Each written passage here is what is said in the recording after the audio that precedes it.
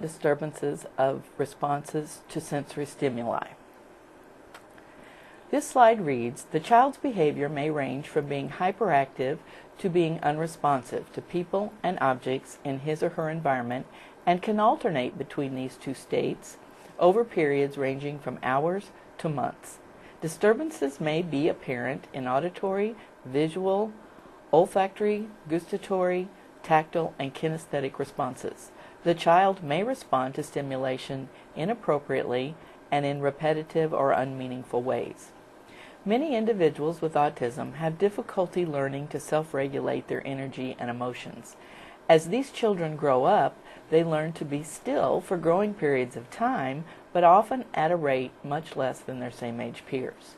We may see both ends of an extreme with children on the autism spectrum. They may be very unfocused and flit from one object or activity to another, or they may sit transfixed through activities. Activity level may not be comparable to those of their same-age peers. Individuals with autism spectrum disorder also process sensory input differently than typically developing children. While each child has a different sensory profile, there seems to be some consistency, with auditory differences appearing to be the most frequent, while olfactory differences seem to be the least frequent. Even within a sense, a child may be oversensitive or undersensitive to different aspects. Let's read the definition of sensory integration. Sensory integration is the process by which the nervous system receives, organizes, filters, and integrates sensory information in order to make an appropriate response. This process works for the individual as a means for environmental protection and survival, while allowing for environmental interaction and learning. You might want to take just a minute to review Resource 7, which is entitled, What is Sensory Integration? So what are your five senses? Of course you know they include vision, hearing, taste, touch, and smell. The primary job of our five senses is to give us important information that will protect us and ultimately contribute to our survival.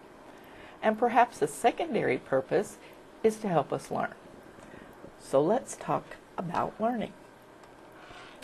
Children begin life in a confusing world full of undifferentiated sensation. They very soon start to make sense of this input. Their ears begin to differentiate the sounds of voices and the sounds of their mothers and fathers. They listen to the voices and develop comprehension of language. Their eyes begin to focus and they start understanding visual input. A regular schedule of being held, moved, changed, and fed gives meaning to the tactile and kinesthetic feelings of their experience. Children begin to develop a sense of the reality their environment provides through interpreting this sensory input. They respond and interact with that environment and try to control their responses. Children who are processing sensory input differently may have a very different experience. If sounds are too painful, some individuals learn to tune out their hearing to protect themselves.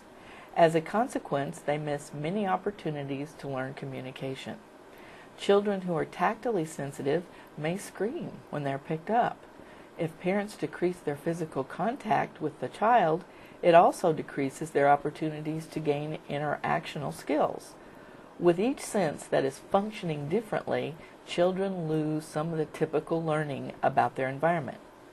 Babies continue to grow and think, but they may be forming an unusual picture of their environment and missing chances to become more functional in their life skills.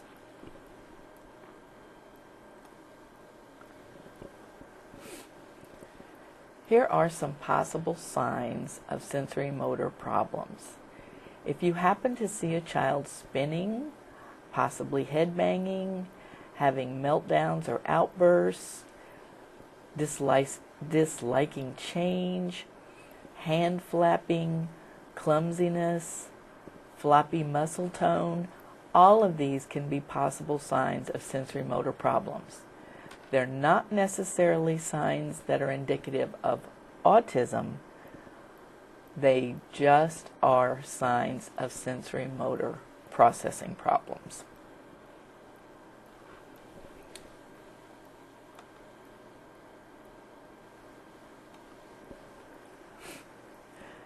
Possible signs of motor problems include raised, high guard shoulders, walking on tiptoes, poor gross motor skills, poor fine motor skills, and possibly poor handwriting.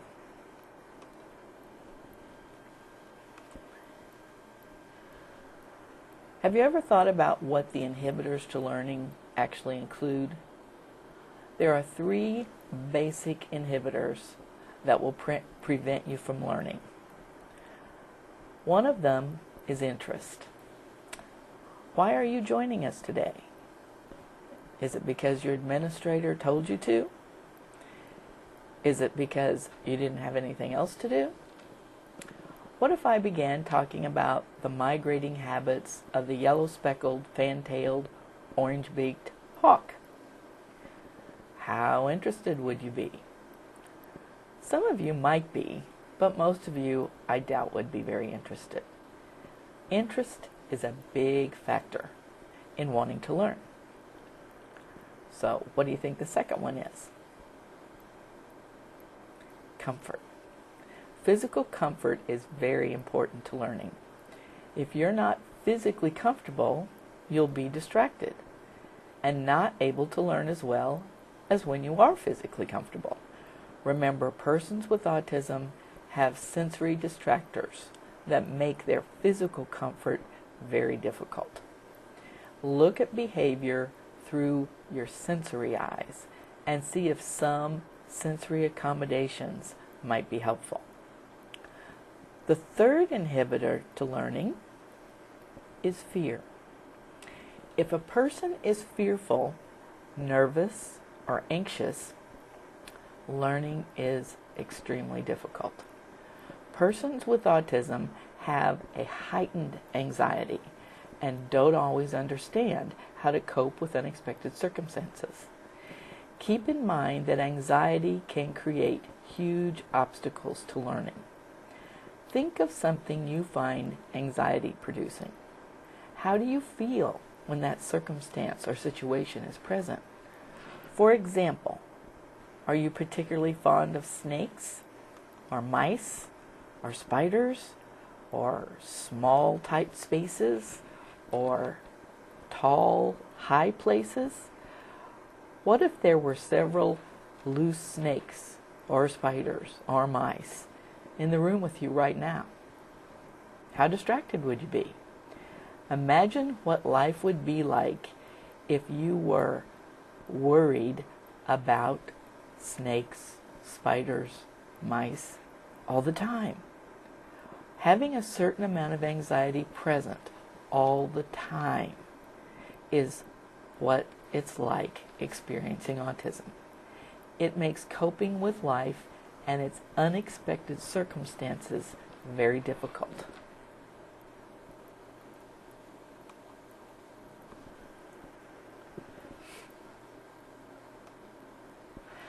At about 2 weeks gestation, the central nervous system has begun to organize and integrate itself with the beginnings of the motor system.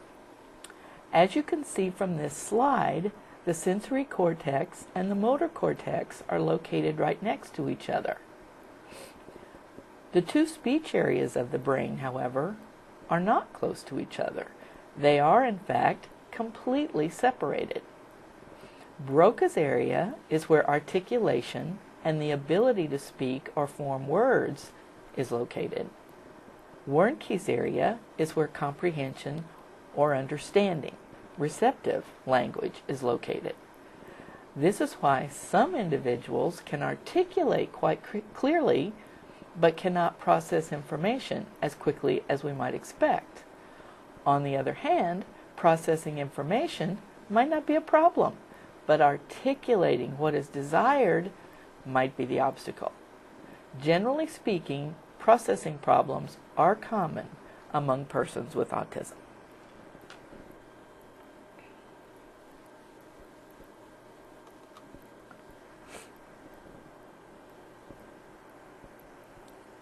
There are several sensory motor systems. You've got your vestibular system, which is what modulates equilibrium and balance. You have your proprioceptive system, which is about pressure to muscles and joints, as well as tendons. And then you have your tactile system, which includes two systems of discrimination. Where is the touch versus defensiveness? How painful or pleasant is the touch? You also have your auditory system, which also includes discrimination. Where's the sound coming from? And defensiveness. Is the sound painful or pleasant?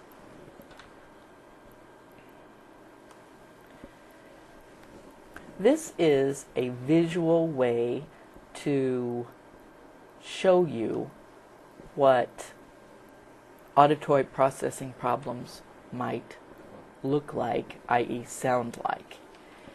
If I were to say, if I ud f v ter ing me, and asked you to write it down, you'd be looking at me like I'm looking at you. What are you talking about? Sometimes in persons with autism, their processing ability leaves out important syllables. Some syllables are muffled or missed entirely. Without the added syllables to give you more information, you don't have any way of knowing or recognizing what this sentence is really saying. If you aren't being resistant or uncooperative, you aren't being resistant or cooperative, you simply don't understand because you don't have all the information. Similarly, some persons with autism don't have all the information needed, so they look uncooperative or resistant, but they really are confused and just don't have the proper amount that they need. If I don't talk loud enough, you'll have trouble hearing me.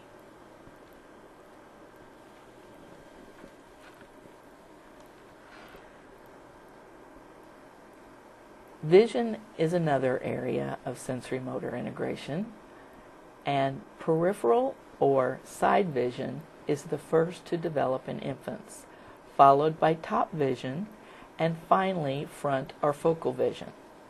Though we like to see front and focal vision, our child with autism may not have muscle development to that point, and front focal vision is sometimes very painful to endure. So when you're looking for attention, it doesn't need to always be through eye contact. It can be through some other point of communication other than direct focal vision looking at you.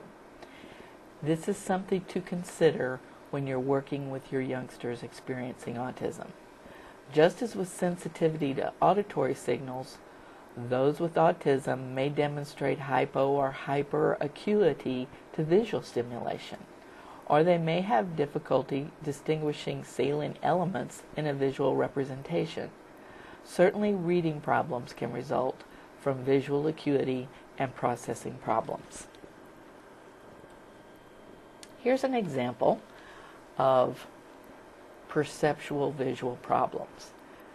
Now, fortunately, most persons with autism spectrum disorder don't experience all of these at once. But this is an example of reversals, mirroring, closure issues, and decoding problems. See if you can figure it out.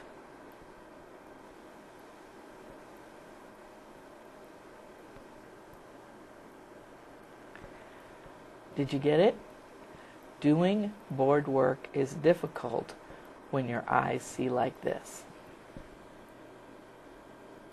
If your eyes saw like that, How motivated would you be to do board work? It may not be the subject that the student is avoiding. It may be his visual perception that makes doing board work difficult.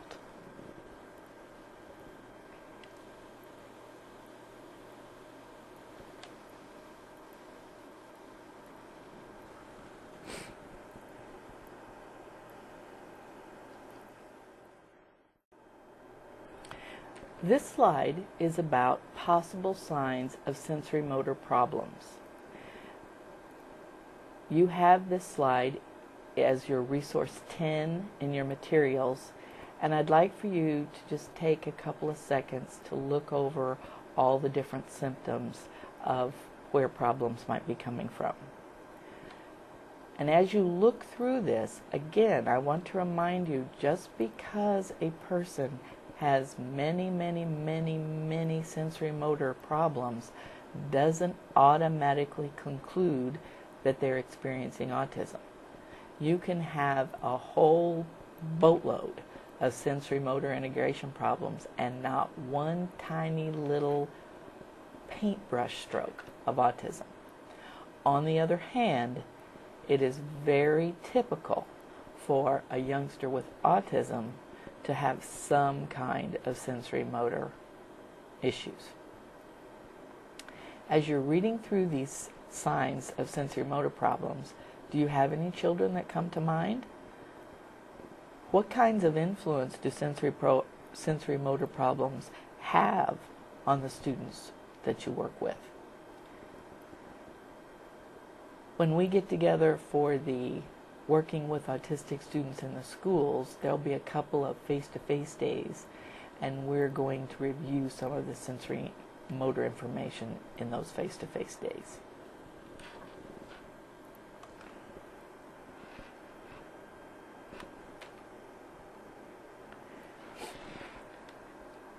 Resource 11 is this slide and a list of possible signs of problems that might occur in specific sensory motor areas.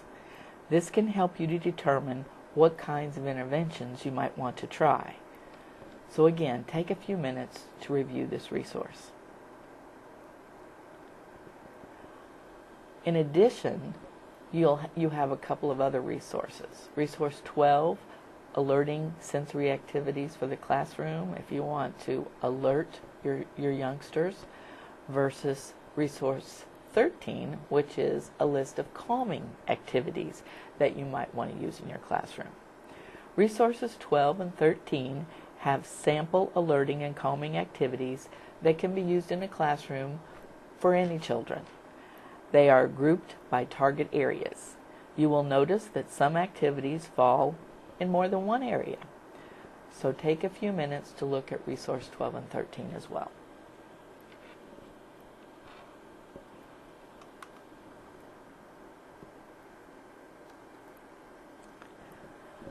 Our final slide, which is also included in your resource, it would be Resource 14, is a list of precautions that alert you to undesired responses to an intervention.